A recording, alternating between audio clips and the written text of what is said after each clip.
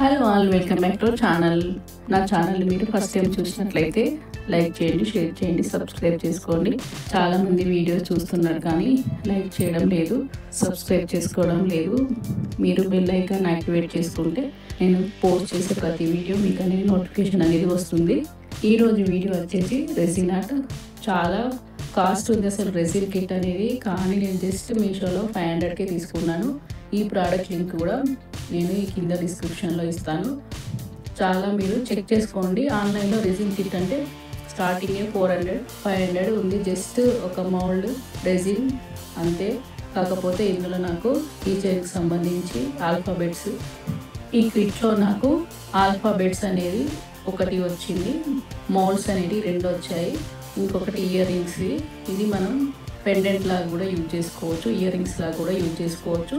మనకు ఇందులో ear rings పెట్టుకోవడానికి, కీ చైన్స్ కూడా ఇయర్ రింగ్స్ పెట్టుకోవడానికి అవి హ్యాంగింగ్స్, మరియు కీ చైన్స్ పెట్టుకోవడానికి కూడా మనకి ఇవన్నీ ఇచ్చారు. మైకా కలర్స్ కూడా 4 కలర్స్ ఇచ్చారు.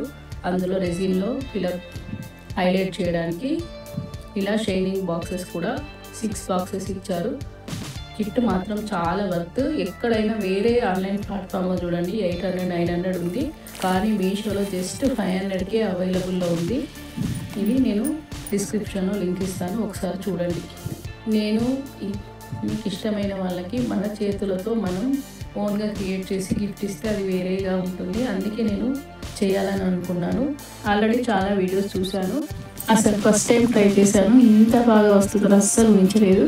చాలా గ్లాస్ ఫినిష్ తోటి చాలా బాగా వచ్చింది. వీడియో మాత్రం ఎక్కడ స్కిప్ చేయకండి, వీడియో ఎండ్ వరకు చూడండి. ప్రతి పాయింట్ ఇంపార్టెంటే, ఎందుకంటే స్టెప్ బై స్టెప్ మీకు క్లియర్గా ఇందులో ఎక్స్ప్లెయిన్ చేశాను.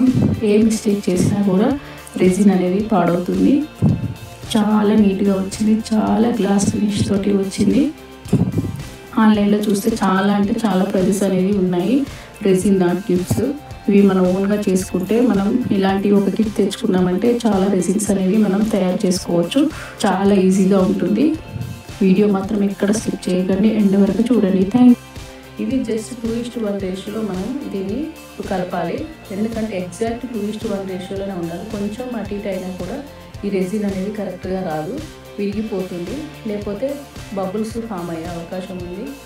మీరు చేసేటప్పుడు చాలా జాగ్రత్తగా చేయాలి. నేను ఈ వీడియోలో స్టెప్ బై స్టెప్ ప్రొసీజర్ అనేది చూపించాను.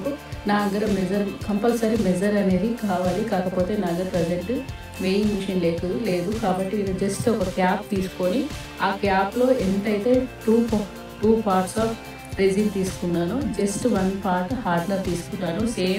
సేమ్ లెవెల్ మీరు అలా మెయింటైన్ చేస్తే కరెక్ట్గా రెసిన్ అనేది వస్తుంది. నేను ఇందులో చూపించాను, జస్ట్ సింపుల్గా మనం సింపుల్ రెసిన్ ఆర్ట్ ఎలా చేయాలో చూపించాను. వీడియో మాత్రం ఎక్కడ స్కిప్ చేయకుండా ఎండ్ వరకు చూడండి, మీకు అర్థమవుతుంది. మనం ఫస్ట్ ఒక లేయర్ అనేది వేసుకోవాలి. మీకు ఏమైనా కలర్స్ కావాలంటే వేసుకోవచ్చు, లేకపోతే ప్లెయిన్గా కూడా వేసుకోవచ్చు. నేను ఒక లేయర్ అనేది వైట్ను మైకా కలర్, పింక్ కలర్ కలిపి వేశాను.